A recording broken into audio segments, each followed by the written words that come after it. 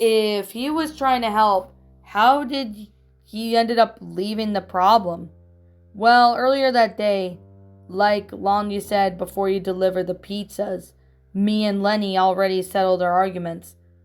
Lincoln, well, he wanted to help, but he ended up spilling some of the insults we've thrown at each other behind our backs.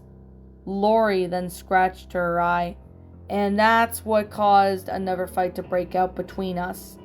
But on hindsight, it was mostly our fault. Was it because of the protocol blocked off parts of the house that interrupted his day?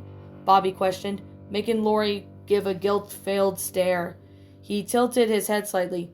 Nene's words, not me. Basically, Lori nodded, we created that protocol in part so Lincoln doesn't get wrapped up in our dumb fights. But not telling him about it and using his stuff to draw him closer to conflicts regardless. It's why we stubbornly fought of him leaving fixed everything. I'm surprised he didn't even take it personally, but then, her frown deepened. We made the same mistake he made the same mistake, spilling our secretive insults. But instead of fighting each other, we realized it was Lincoln's fault for not keeping quiet. Bobby stared solemnly at her. And that was when he was beaten up? The loud could only imagine what occurred not. I think it's the reason it got so bad because Lincoln was fed up with our flawed system. We were too blind or prideful to see that. So he rightfully called us out on it, but we were so angry to think clearly. He sighed through her nose. After talking with the therapist, it's obvious myself and my sisters have anger issues for various reasons. Lori slumped forward. I'm a little surprised Mom and Dad didn't make us take anger management classes as punishment, and I think I might need to. For what exactly? Bobby asked. I mean, it's been a couple of months. Is Lincoln still back at home and doesn't seem to be totally afraid of you guys anymore? Yeah, but he's still very cautious around us, Lori clarified. And in my case, I need to learn to take the roasting when I deserved it. Looking towards her ex. Last night I almost messed everything up for my sisters. Lincoln found out how the initial argument started and was in no mood to talk to me. But after seeing how it went well for Lynn and Lenny, I pressed my luck trying to apologize and explain how I ended up being the big sister he sees me. She directed her attention to the ground. Of course, he roasted me for being selfish, uncaring, but generally being a bad person. I couldn't keep my cool when he talked about our relationship. She grasped her hands tightly. I shouldn't have threatened or touched him, but I felt like I couldn't stand there and let him say the things I'm sure he didn't truly believe. Bobby then sat in silence, absorbing information as Lori continued. I've probably been a poor sibling for several years, and now I'm probably going to get disowned by my sisters if Lincoln doesn't want to go near them. She shuffled slightly. Ironically, it would have happened sooner or later, given how I let my status go to the oldest in my head. After everything that's happened to me lately, I could have just sped things up. You still regret it, though, Bobby pointed out. Lori didn't give a response back, feeling it didn't require for her to answer. Okay, even if you weren't the best sister, what does that doesn't mean you're a bad person at heart, right? The Santiago teen suggested, although Lori stayed wordless. Weren't there some good things you did for your siblings? Lori mulled to herself as she dug through her memories. When Lenny was born, she went through the initial phase of jealousy every young kids get when their parents seem to focus on more attention on their sibling. But after a few weeks, she took a liking to Lenny and began to truly bond with her as if she understood her role as big sister. Months later, Luna was born, and Lori witnessed the same emotions she felt towards Lenny from an outside perspective. And she found it funny how Lenny was becoming jealous that Luna was getting the attention and was destined to repeat itself. Luna grew jealous of Luann, sometimes pushing her over the edge for no reason. And in turn, Luann was envious of Lynn, sometimes throwing objects, soft stuff at her. At least Lynn wasn't like that with Lincoln. Might have had to do with just being old enough to understand that she's an older sibling now. Lori then tapped her foot against the wall. But even then, I was a bit apprehensive of Lincoln when he was born. She narrowed her eyes. I was 6, though. I know that I was going through that boys are icky phase, but I did warm up to him eventually. I still remember all the times I've cared for him when he was little, or littler. She then finally answered Bobby's question. After I thought Lincoln was born, it was probably it.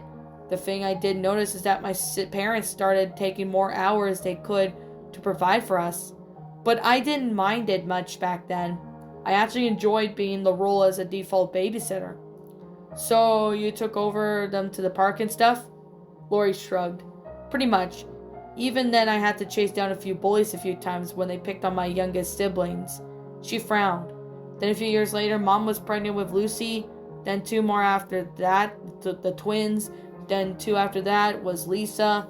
And finally Lily's first birthday passed in May. Mom and Dad are still working on more often going out than usual. But I was starting to strain when the twins came. At least Lincoln spent most of his time playing with Lucy, so she didn't feel bored.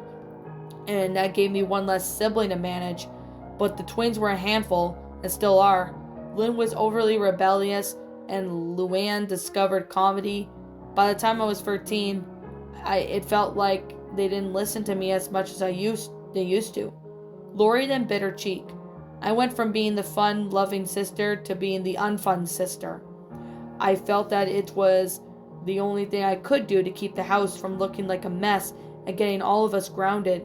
I didn't like being so strict, but I'm reminded of time and time again that if I end up in that even moment, they'll run over me, nearly destroy the house. She sat with her hands in her lap. Bobby nodded in understanding. But it's not the end of the world, though. You'll still do your best to help them when they needed it, right? Lori flashed her through some sort of more recent moments. I would, but I doubt they accept. Well, like I said before, Lori, the teen with many jobs was quick to correct himself. You have some bad moments and annoying qualities. If I could be honest, sometimes you felt a little clingy, like when I went to Paris for the summer and you thought I was with another girl, even though I was showing you the Mona Lisa.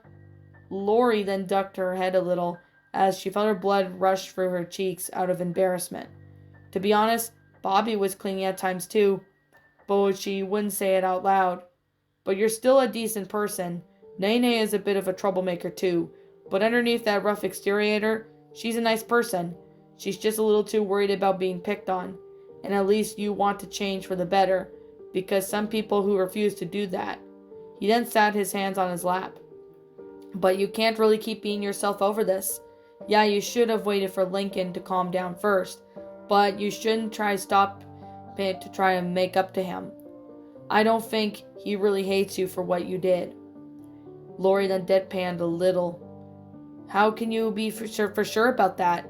I doubt he'll even want to be in the same room as me like he practiced weeks ago. Bobby hummed, tilting his head. Okay, I can't say about that doubt, but he's still staying with you guys, right? Lori looked down. For now. Bobby mirrored her expression. Well, he stood up. Like I said earlier, I wish I had the chance to talk to you sooner. And yeah, I wouldn't be happy with what you did, but I'd still try to help you if I could. He placed his hands over his pockets. So, if you want someone to talk to, I'm here. Lori looked at him for a moment. It would have feel nice to have someone besides Carol to talk to. However, considering this was her ex-boyfriend, it would make things much more awkward. Still, Lori wasn't going to deny his act of kindness, so she responded with, Thanks. Hey, another voice chimed in. Both teens saw Carol standing at the bottom of the steps. If you guys are done ironing things out, we still gotta get started on this project. Lori and Bobby glanced at each other before following Carol to her car, to which it was parked in the adjacent lot. The loud glanced her phone out of curiosity, blinking in surprise. Almost an hour has passed since their chat, and even more so, Lori held on to the fact that her ex-boyfriend almost called her babe. Does he still love me? Lori asked herself. If it would have been a minor slip, then that's how much that she referred to Bobby's real name in order to keep things formal, but what if it isn't? Would they even still be in a close relationship at this point? As they piled onto Carol's car, Lori sighed in awkwardly. I may not understand it, but Bobby, I'm too impure for you.